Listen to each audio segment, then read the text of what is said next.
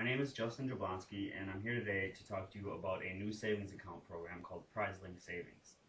Uh, According to a recent article by the Pew Research Center, 3 out of 4 Americans today feel that they aren't saving enough for their future.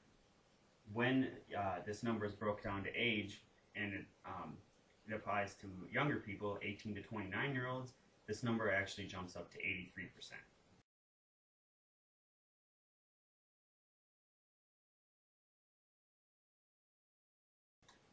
With our Social Security future unknown and our economic picture somewhat bleak at this point, I think it becomes more important than ever to think about saving for our retirement and try and find ways to get people to save for their retirement. Since I started researching this article, I've read multiple books on the subject of saving. I've also read a few articles on a new program called the PrizeLink Savings Account. A New York Times article, a recently published New York Times article, asked Americans if they felt that they could come up with $2,000 in 30 days. And about half of all the people in the United States said they didn't think they could. So what this means is that most Americans are around one crisis or emergency away from not being able to afford their daily expenses. The book 123 Money Plan says that most Americans are saving around 1% of their income for retirement. The same book also tells us that this number should be closer to 10%.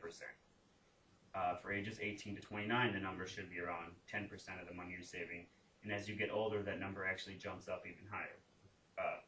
Savings has been in decline for the last 20 years. If you need $25,000 a year to live on, which is a pretty low estimate, you need around $500,000 in a savings account when you retire to live off of for retirement.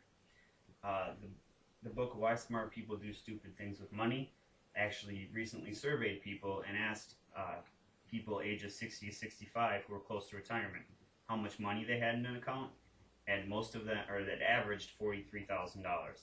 So this amount of money wouldn't last you even 2 years when you retire. The article Savings and Loan Debacle said that 30% of people aren't saving any money for their retirement, and around 40% of people aren't saving nearly enough. And of these people that aren't saving enough, or any, 60% of them don't believe that they will get a Social Security check when they retire. So how do we get some of these people that don't think they're going to get Social Security and still aren't saving to change their minds and to try and save some money? That's where I think a PrizeLink Savings Account can come in handy. A PrizeLink Savings Account plays off the idea that people like chances, people like excitement, people like playing the lottery. The New York Times article actually said that $58 billion was spent on the lottery last year.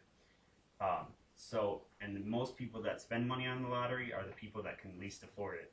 These are low-income families and people that are already that are saving money for their future. So why can't we take some of that money that these low-income families are spending on the lottery and try and turn that into savings? Well, the way a PrizeLink Savings Account works is when you put money into a savings account, generally a bank gives you 2% back in interest. A PrizeLink Savings Account will give you 1% back in interest, and then it puts 1% into another account pooled with everyone else who has a PrizeLink Savings Account, and then it will raffle off that money. Usually once a month it gives out a smaller prize, and then once a year they'll give out a bigger prize. So this gives you a chance to win big, to win a large amount of money, but you don't actually end up losing the money that you put in the savings account. That money stays in the account. The Wall Street Journal has referred to this as the no-lose lottery, and they like the idea that it helps low-income families and that it appeals to low-income families. So if we can give these people some incentive to save money, along with a little bit of excitement, why don't we give this a shot? Well, Michigan has actually started a program like this. It's referred to as their Save to Win program. And the way Michigan program works is you put $25 or more into a year CD, and then with that interest, they give out a $500 monthly prize and $100,000 prize every year. Since their program started, over 11,000 people have enrolled in it, and around half these 11,000 people said that they've never saved any money before. Michigan actually recently awarded their yearly prize to an 87-year-old woman who originally deposited $75 into a year CD. So why, if Michigan runs this program and it's so successful, why aren't more states running this? Well, the reason behind that is because in 42 states in the United States, the Save to Win program would actually be illegal, and that's because these states run their own form of lottery. They use a lottery system to help cover budget deficits and run many of their state programs. These states have laws in the books that make it so they are the only ones that can run a lottery system. And New York Times economist Peter Tufano says that he thinks it's highly unlikely that states are going to change laws that will give them competition, to change laws to make it so people can compete with their lottery system. But in a recently polled article, there was an article called The Consumer Demand for Prize-Linked Savings. And in this article, they polled people and found that 58% of people were interested in a prize-linked savings account. And when you ask people who aren't already saving money, this number actually jumps up to 65%.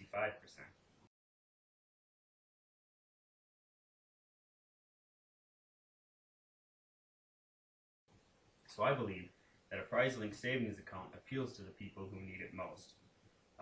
Like I said earlier, half of all Americans are one crisis away from not being able to afford their daily expenses. Prize-linked savings account could improve their economic standing and give it a little bit of excitement as well, especially since with the uncertainty of Social Security and our economic picture, I think now's the best time to start looking out or thinking a little bit outside the box as far as what we can do to get people to save. A prize-linked savings account might be a little bit controversial, but I think it's something that's worth at least looking into a little bit deeper. Our best chance to get a prize-linked savings account is to become a little bit more educated on it, to become informed, and then to get a hold of a state representative and maybe get them a little bit more educated on a prize-linked savings account. After all, as the Wall Street Journal said, it is a no-lose situation.